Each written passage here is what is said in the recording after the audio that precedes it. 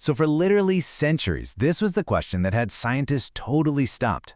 I mean, is light this continuous flowing wave, or is it a bunch of tiny separate little bullets of energy? The real problem was the evidence seemed to point to both at the same time. How is that possible? Let's just think about it for a second. A wave is all spread out, right? Like ripples moving across a pond. But a particle? That's the complete opposite. It's a single point, like one tiny billiard ball hitting another. Classically, these two ideas just can't exist together. You gotta pick a side. But of course, the universe is never quite that simple, is it?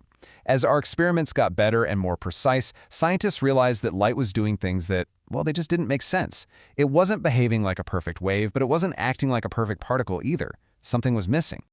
And here's the clue that cracked the whole case open. The math just wasn't adding up. The way you'd calculate the energy for a normal wave did not match the energy they were actually measuring from light. And this little discrepancy, this tiny crack in the foundation of physics, well, that's where the revolution started. So, it turns out the solution to this huge cosmic identity crisis wasn't some ridiculously complex new theory. Well, not at first anyway. No, it was simpler than that. The answer was hidden right there in the data, disguised as a single number, a constant that held the secret to connecting these two warring ideas. And that number is called Planck's constant, or just h for short. What the physicist Max Planck figured out was just incredible. If you plot the energy of light against its frequency, you get a perfectly straight line.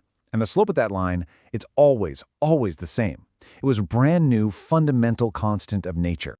And there it is, an unbelievably, almost impossibly small number. I mean, it doesn't look like much, does it? But that tiny number is basically the secret ingredient to our entire universe. It's the key that unlocks the door from our normal, everyday world into the wonderfully bizarre realm of quantum mechanics.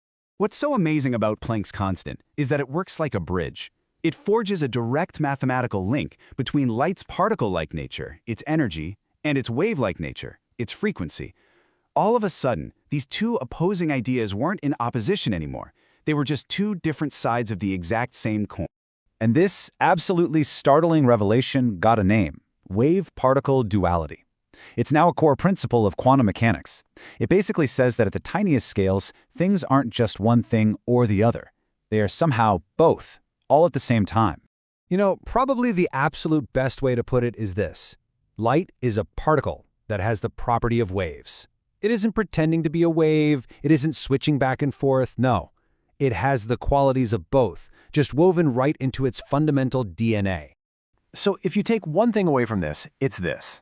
Light's identity crisis wasn't solved by choosing a side. It was solved by realizing it never had to choose. Light isn't just a wave, and it isn't just a particle. It is a quantum object that shows us properties of both, all depending on how we decide to look at it. And that, of course, leaves us with an even bigger, crazier question. If light has this weird dual nature, what else does? What about the electrons in an atom? What about the very atoms that make you, you?